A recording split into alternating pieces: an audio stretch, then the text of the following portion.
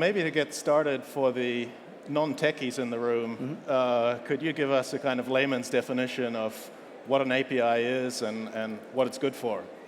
Yeah, so at PocketDoc, we essentially provide an operating system for the business of health, and that includes all of the transactions for provider search, benefits, claims processing, eligibility, cash prices, identity management, continuity of care, et cetera. And what an API is an application programmer interface that essentially abstracts all of the complexities of those processes so you as a designer can get on with the business of health.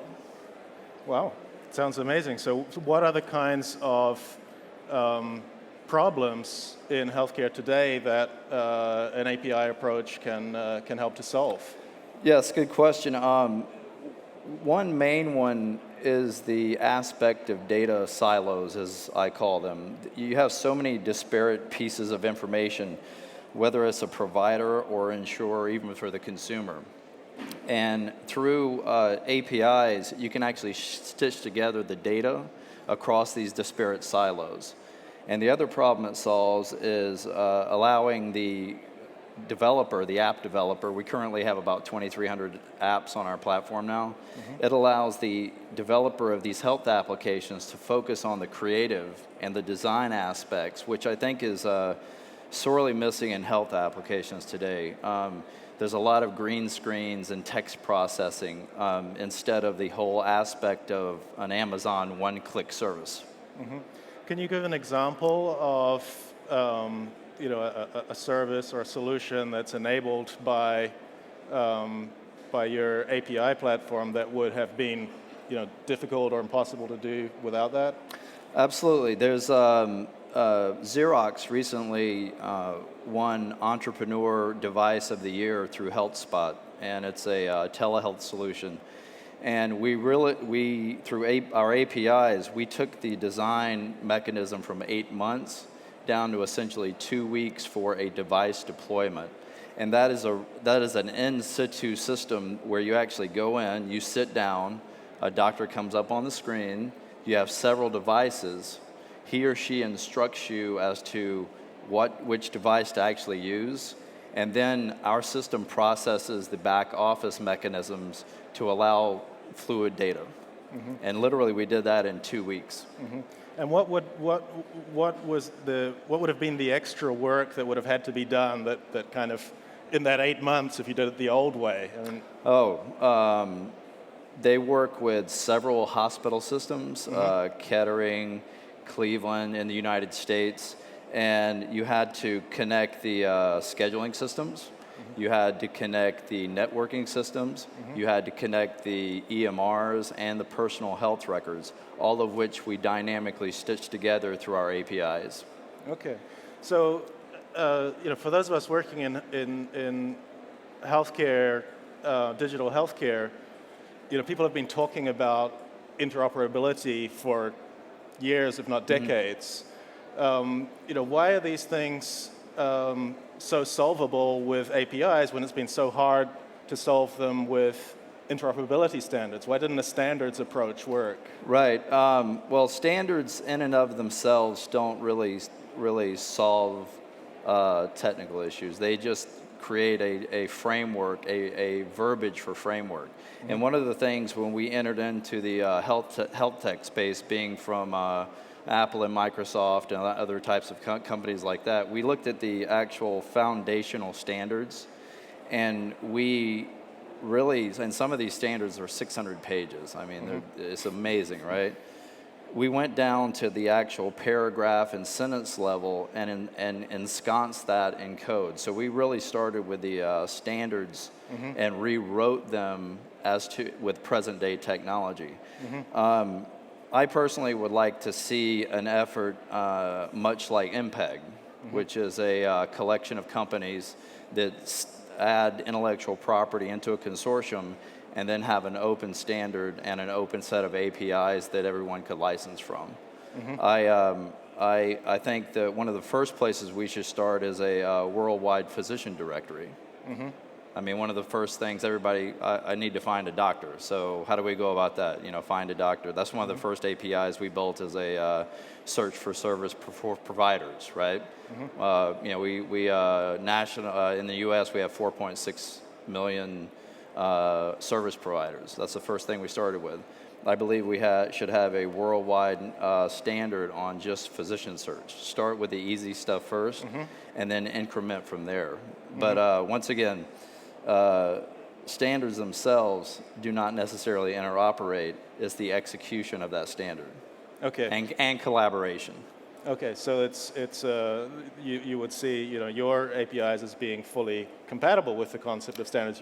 It's an execution level of absolutely. those. You can roll anything under or on top of if you design the application programmer interfaces correct and that they're open. That's another issue that I see. Many companies are saying they have open APIs, but in fact you have a paywall even for the documentation. You can sign up today. As a matter of fact, the record for a company signing up to our platform and APIs and putting in a credit card and going into production with code is 5 minutes. Wow. So sounds like that APIs can solve a lot of kind of unglamorous problems around plumbing and fixing what's broken within healthcare infrastructure.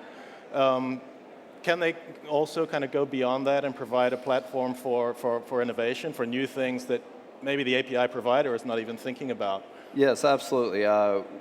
We do not mandate or suggest what you can do with the palette of APIs. We have everything from dance therapists to complete hospital systems running on our technology. I foresee a time when you take other non-health industry APIs and interject with the same type of data and come up with brand new personalized solutions. We want the consumer to give us feedback and have a consumer-driven design experience. I think that's the design and engineering in health, like I said, is missing. I also see a time when we have dynamic business agreements where the asset is dynamically arbitraged on, meaning you can actually set the asset that you want to have the contract based on, and the APIs will negotiate that contract for you. That's fascinating. So you can kind of get with the API beyond kind of fluidity and automation of data transfer, but also to fluidity and automation of business collaboration. Absolutely, and the policy and standards behind that technology. I also think that it will usher in, and this is some of the things that we're currently thinking about, it will usher in a time for a new way of enterprise software. I see a time in the very near future where you have what I call just-in-time enterprise, where the enterprise can actually go to the site, select what they want in their stack a la carte, and then have it delivered via the cloud experience. Okay. So could you comment on kind of the receptiveness to your approach, to your solution within, let's say, the traditional kind of healthcare provider CIO environment versus startups and health tech innovators? Are you getting traction on both sides of the spectrum? Yeah. So we have a lot of inbound marketing, inbound lead gen happening right now with very little marketing. So the timing, I believe the health tech space has the big opportunity to essentially leapfrog other industries right now. We're right at the vertical of this diffusion curve of adoption and innovation, and we're seeing that with little or no marketing. We currently have about 2,300 applications developed, and we only released the APIs about 8 months ago.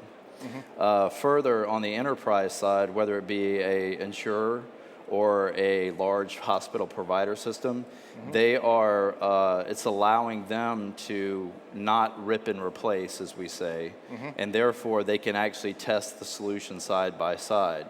The CXOs, CFOs, COOs, and CEOs love these solutions, but because the cost reduction of the IT overhead significantly is reduced, thereby increasing their bottom line. So you guys are currently based in the U.S. Do you see that this model is kind of U.S.-centric, or is it scalable to international healthcare systems? Absolutely scalable. We have currently we have inbound interest from 4 countries that we're getting ready to engage with, and the same opportunities exist. We have data silos, we have identity management, we have interoperability issues, and scheduling issues that need to be solved quickly and very expedient. And so we're seeing a lot of inbound interest for those same types of behaviors. So I know some of the key kind of technical challenges in health data solutions are around unstructured or proprietarily structured, messy, dirty replicate data from different systems. What are some of the kind of computer science techniques that you're using to actually get around those seemingly intractable dirty data problems? Yeah, given our background in semantics, natural language processing, and machine learning, we're taking what's called a very graph theoretic approach. There's a 10-cent word for the audience. And what this is allowing, we have one of the hard lines that we're taking is response time. We want the consumer to have the point of sale experience just as an Amazon, or expect the content delivery like Twitter or Facebook. So our APIs run anywhere from 460 milliseconds to 600 milliseconds. And those are hard lines in the sand for us, with 100% uptime in 4 years. So that's the first technology that is a hard line for us. The second one, given our backgrounds in those types of technologies, the industry just in the last 6 months has with frameworks such as Spark or TitanDB and some of these graph technologies, has allowed us, at least from a developer standpoint, to take some of the older algorithms, brush them off, and use them in real time. And there's for instance, we do about 500 million claims currently in the U.S. We did an experiment where we took 500 million claims at 500 million entities at 130 million claims, and we reduced those to, one of the big problems with identity management is what's called entity resolution, where you actually dedupe. It's just deduplicating names, right? John Doe is, Jane Doe is, and that's exactly who they are. So we reduced it from 500 million entities to 60 million entities at 130 million claims in 40 minutes. And historically, with many database systems, you can't even do that. And the delivery mechanism that we received that information on was a 1970 mainframe format called EBCDIC. And we turned it around in JSON format across 15 different databases into one thread in 40 minutes. Wow, impressive. Yeah, so the technologies have, as they say, have come a long way. So, I'm familiar with APIs often being, associated with and published by entities that have, that are essentially making their money by encouraging you to access what they've got in-house on the other side of the API, right? So Amazon publishes APIs because they want everybody to use Amazon services, which sit behind them. For you guys, as a kind of pure API player, how do you make money? Well, we're not a foundation or philanthropic corporation yet. So how do you monetize the M word? About 3 weeks ago, my co-founder and CEO, Lisa Mackey, who recently spoke on Center Stage, also spoke at Health 2.0, where she said that one of our APIs for eligibility, claims, and benefits will be free of charge. we, PocketDoc, do not want you, the consumer, to have to incur that processing charge for essentially a piece of paper. So we're giving that away. Now the rest of the processing, our identity management, our continuity of care document, and all the things, we usually, enterprises come to us for a subscription model with a professional services element. On the flip side, for all of the great startups that are here, TechCrunch recently said it best: PocketDoc is the health API for developers who don't want to have to know anything about health. I don't want anybody out there who's writing any type of code to know anything about the so-called standards that we had to rewrite. So we give a pay-as-you-go model, and you stick in a credit card, and anything 5,000 transactions or below, we give you a really good deal. And what's the kind of future for this platform? Where do you take it from here? We want to. We already are going international, as I said.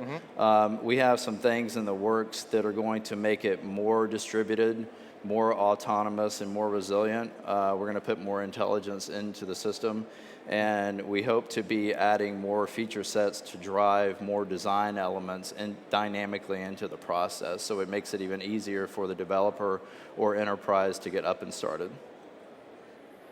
Great. Well, sounds super. Thank you very much.